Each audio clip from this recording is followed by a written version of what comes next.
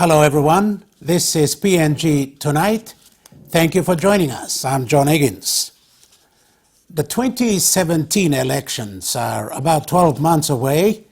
Aspiring candidates are no doubt weighing their chances. Likewise, political parties in a hope of winning more numbers to be called on by the Governor-General to form the next government or become an influence in its formation. A number of political parties have begun fundraising to hold conventions before the elections. More of such are expected. Tonight, we look at the ruling People's National Congress Party. The following was first shown at the party's recent fundraiser for its convention. The People's National Congress has done far more than any other political party in Papua New Guinea's 40-year history. After being elected to office by the people in 2012, PNC's achievements in the last 3 to 4 years have been unrivaled.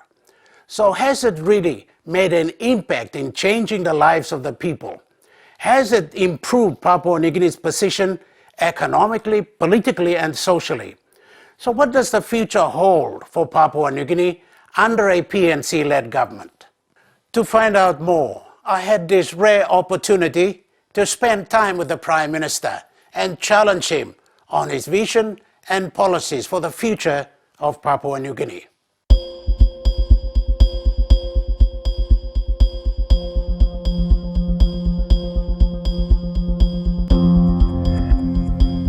Since taking over in 2011, Prime Minister Peter O'Neill wasted no time to reform the government. He vowed to make meaningful changes in the lives of the people, empower them, and spearhead real development from what he described as the lost decade. The achievement since then is quite impressive, even under trying economic times forced on by low world prices for Papua New Guinea's important exports, especially in 2015. That has been a hard year beyond the government's control, and this trend is not likely to reverse globally.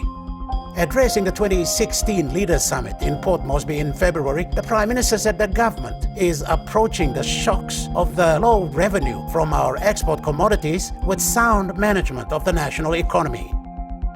One realistic step towards that has been the 2016 national budget. It reduced spendings to well below the 2015 levels and maintain the cost levels of the government's core policies of infrastructure, education, health, law and order, and SMEs. Challenges that come with good backing of an average 9.4% economic growth from 2011 to 2015. Last year alone was 9.2%. This result is the envy of many emerging economies. And this is no accident. It comes as a result of sound economic management and investing in the right sectors, an undertaking Mr. O'Neill gave since taking office in 2012. Thank you, Prime Minister, for talking to us. 2017 around the corner. How do you feel? Have you done what you wanted to do and going to the elections next year? Well, we've achieved what we have set out to do. As per our Alatawa code.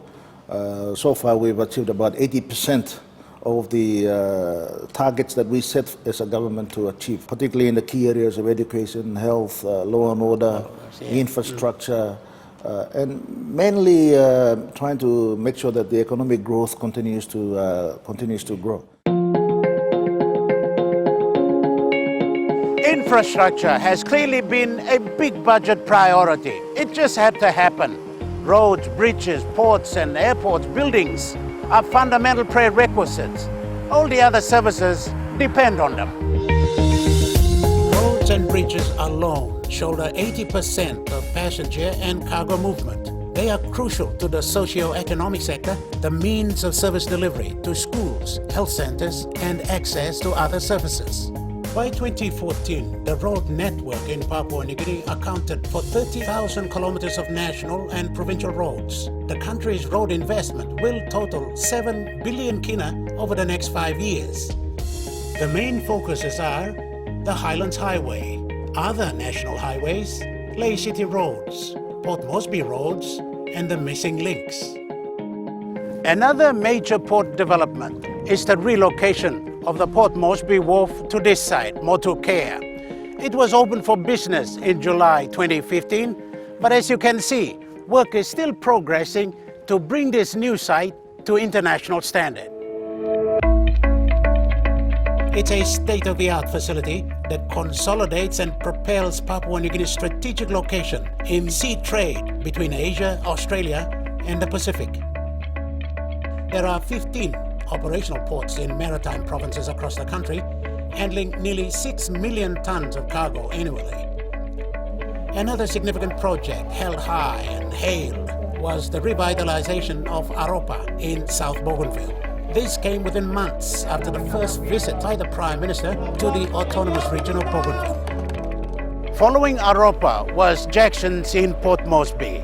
The redevelopment of the international terminal cost 140 million kina and was opened in July 2015. The new facility was the welcome carpet for the athletes to the Pacific Games in Port Moresby. Papua New Guinea also laid it on for several other subsequent visits by VIPs for conferences and businesses. In all, 2 million passengers are expected to be treated to modern air travel conveniences each year. The significance of the redevelopment of Jackson's as the gateway will be realized in 2018 when we welcome the world to the APEC Summit.